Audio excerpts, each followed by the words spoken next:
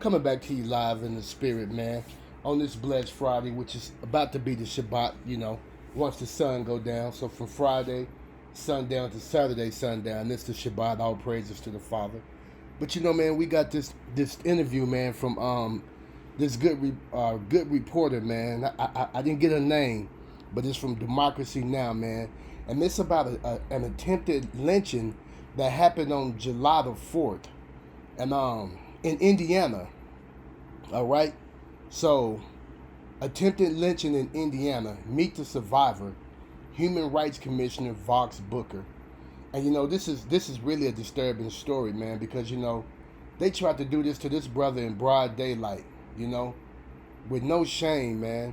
And this is what's going on in America in 2020. I mean, these people actually tried to lynch this brother in broad daylight. You know what I mean? And it's very appalling. But let's go ahead and get into this interview, and then we'll come back, and I'll give you my take on it, some additional thoughts. So shout out to Democracy Now! For this interview, and let's roll that clip. This is Democracy Now!, the Quarantine Report. I'm Amy Goodman. As we go to Indiana, where authorities are investigating a violent racist attack on an African-American man that took place over July 4th weekend. It was caught on film. But more than a week later, no arrests have been made in response to the incident. A warning to our viewers, this story contains disturbing images. Vaughxx Booker was at Lake Monroe near Bloomington, Indiana, in the Indiana State Forest with friends on July 4th when 5 white men pinned him to a tree, beat him, threatened to lynch him. Booker is a member of the Monroe County Human Rights Commission in Bloomington. He says he was able to get out of the mob's hands after passersby intervened to get the attackers off him. Last week, Vaughxx held a news conference with his attorney, local elected officials, and 2 of the white witnesses who intervened on his behalf during the attempted lynching. This is a reporter questioning one of those witnesses, Stephen Cox. Vaughxx, had said multiple times yesterday that when they were holding him down, calling for a noose, threatening to harm him, he truly thought that they were trying to kill him. Yeah. As someone who was an outsider, kind of able to see all the moving parts of this, did you also think that it was a possibility that Vaughxx might not make it? Yes. When they called him, you can leave the boy here. You guys can go, but you can leave the boy here. So the white people could go, but they wanted us to leave him there and to do what they wanted to with him. I don't think anybody could do that in good conscience. I'm not a fighter, so I'm like, but I wasn't going to leave. But it was scary. I mean, probably the scariest thing I've ever seen. And this is a reporter questioning another white witness, Brennan Golightly. In your opinion, if you all, the other people that were there as well as yourself that had their phones out there with Vaughxx, if you were not there, do you think the situation would have ended differently? I think it would have ended very differently. I also feel if it was me or any one of our other campers, that wouldn't have happened. That's just my personal feeling of the situation. I do think because of the color of Vaughx's skin that this happened to him. The FBI is investigating the attack as a potential hate crime, and Bloomington Mayor John Hamilton has condemned it in a statement. But Vaughxx Booker is now calling on the U.S. District of Southern Indiana to convene a grand jury to take up the case. Vaughxx Booker joins us now from Bloomington. Welcome to Democracy Now! I'm so sorry to hear about what happened to you. Can you describe it was July 4th? It was July 4th, the nation's Independence Day. I was simply trying to gather with a group of friends to watch the lunar eclipse. You walked into Indiana State Forest? Yeah, our site was just about a short 10-minute hike in. A friend and I, we were going to go meet a group of others. On our way in, we were confronted by a man who was wearing a oversized cowboy hat with a Confederate flag print on it. We were cordial enough, continued towards the site. A moment later, he pursued us on an ATV, told us we were on private property. I knew we weren't actually on private property, but rather than have some type of confrontation, we just simply apologized and continued to our site and spoke to the organizer. From there, we didn't know what would escalate later. So you went to your campsite, and what did the person who ran the campsite tell you? So he informed us that this gentleman actually wasn't the property owner, that he knew the property owner. So from there, we just went ahead and advised the rest of our group that they should take the public access way of the beach so there wouldn't be any dispute at all. Shortly later, some of our group joined, and they had informed us that these gentlemen had set up sort of a barricade or blockade on the beach using the boat and some ATVs. And as they were coming in, they had white power and some other phrases chanted at them. It was all very disturbing. So then explain what happened. Explain when they actually physically attacked you, Vaughx. So a friend and I went down to see if we could just talk to some of these folks and build a rapport and reason. The conversation was going well. Then this gentleman that with the Confederate flag hat on initially joined. He quickly became belligerent. We felt the situation devolving, so we just simply walked away. A few moments later, as we were walking away, I heard footsteps quickly approaching. This man came at me and swung his fist at me. Another gentleman came. So I was on the ground with them. A third gentleman came. We tussled for a moment. Two more men came. And from there, they were able to pin and drag my body to this tree and put their body weight on me. And as several of the folks started kicking and punching me, there was a moment where one of these gentlemen jumps on my neck with both of his feet, and I can feel his full body weight impact me. It was scary. They were literally in the video. You can hear one of the gentlemen refer to me as nappy-headed. At that time, he had his hands in my hair and was using my hair as leverage to strike me in the back of the head as his friends held me down. And then what happened? The noise, one of the men's daughters heard us. She came out screaming for her father to let me go, for his friends to get off me. They refused and tried to tell her to go away. More people heard the daughter screaming because we were still close to the roadside, and people were passing through. People just started coming to my defense. They yelled at the men to let me go. They came forward as these men pushed them away or swatted at them. There's a moment where I hear a lady yell out, "Don't kill him." And it's a moment where you realize that you're hearing your own potential death being narrated in front of you. And you have to be aware of George Floyd and how many other black folks in our history have heard the executions spoken before them in real time. I felt myself want to cry out, "I can't breathe," with the weight of these men on top of me, and I just couldn't say the words. So these folks continue to stop just merely being bystanders, as we've seen in so many videos, and actively engage and resist, and they were finally able to pull me from under these men, and then they used themselves as sort of a human shield to make sure that as these men pursued us, that I was still safe. Did you hear one of the men on top of you talk about getting a noose as they piled on top of you at this tree? Absolutely. So there's a point where this gentleman, as a command, tells a friend to get a noose, not get a rope, but simply get a noose, as the first term that comes into his mind, with the heavy connotation in American history with black people and lynchings. It was an odd thing to hear. Rather than even get a rope, it was just the noose was the first thing that came to his mind. So how did the police end up coming? Did you and the others in your party call the police? And what did they do?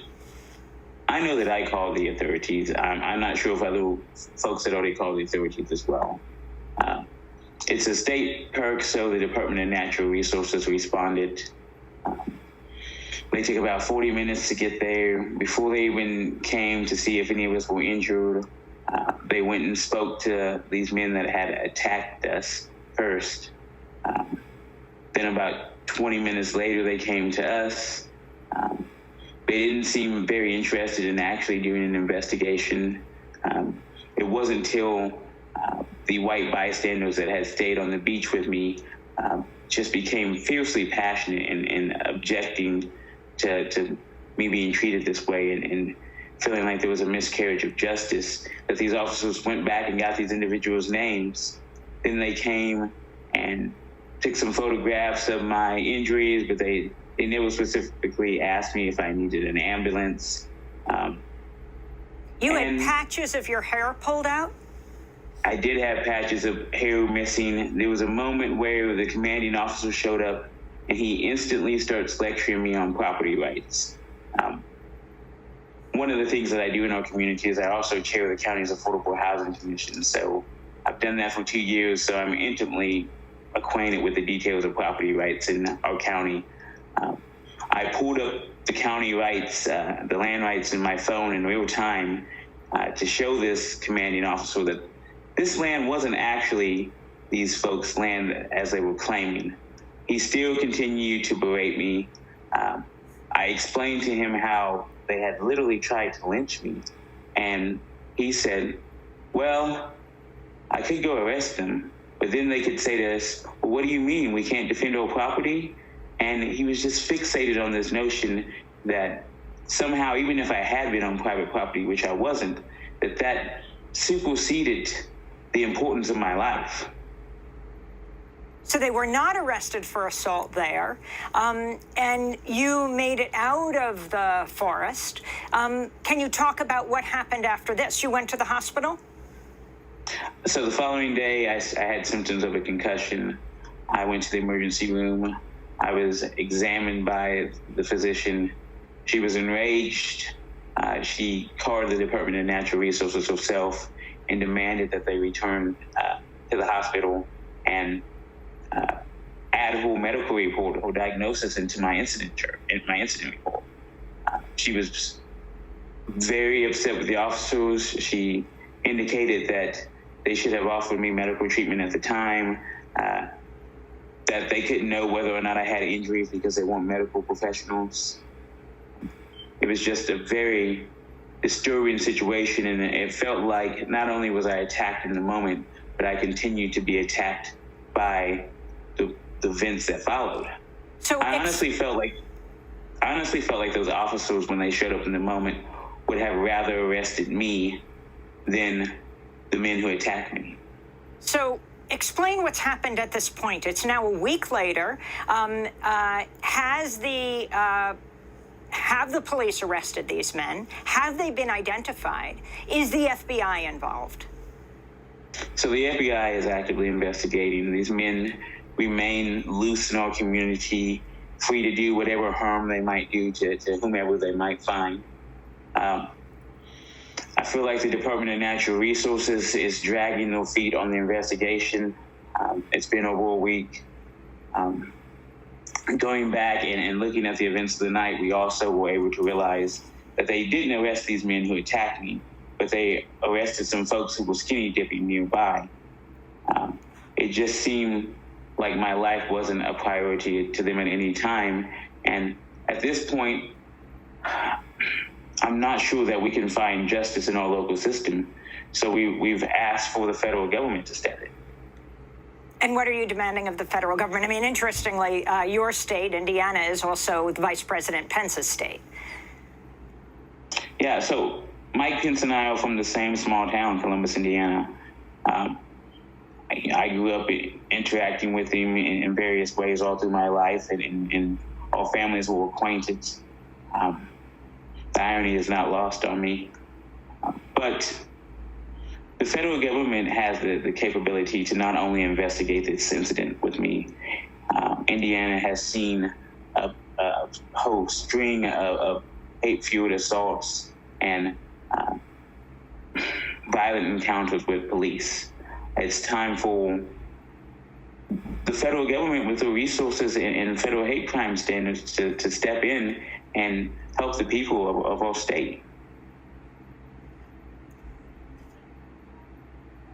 What's the prosecutor's name? What about a grand jury? So the prosecutor's name is Erica Oliphant. We're aware of each other. We've interacted. I hosted a panel on the topic of racial justice that she attended.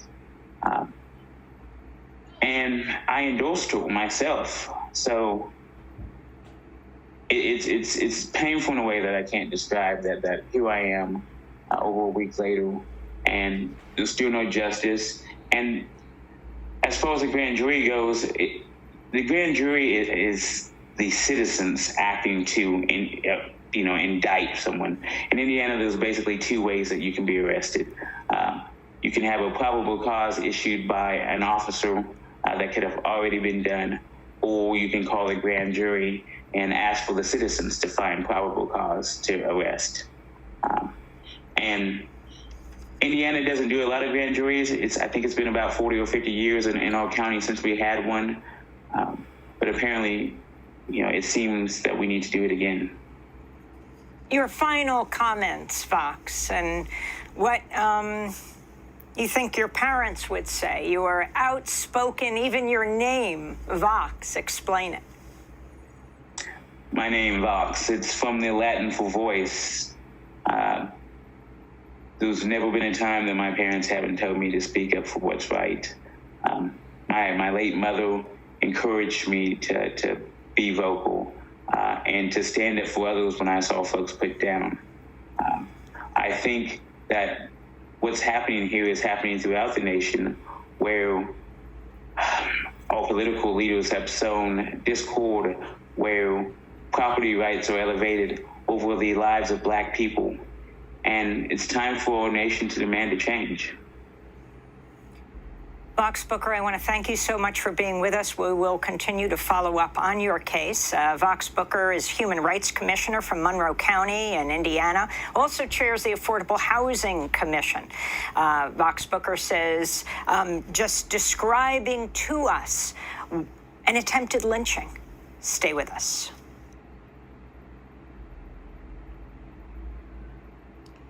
So there you have it, man. How unfortunate that is. In July of 2020, this brother